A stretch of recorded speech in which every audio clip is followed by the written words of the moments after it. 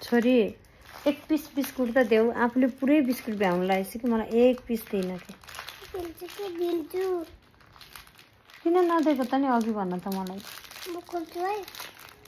एउटा त देऊ मलाई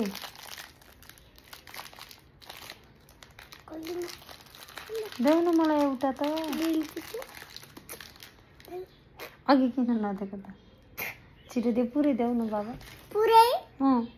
पुरै किन दिनु वान दिन पर्दैन अघि तिमीले सबै खाइसक्यौ अब वान छ मलाई देऊ तिमीले सबै खाइसक्यौ त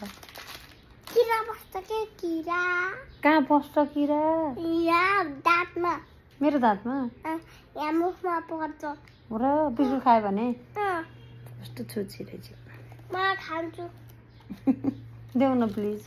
एकचोटि खाने हैन म भ्याउने हो एकचोटि त देऊ एकचोटि ल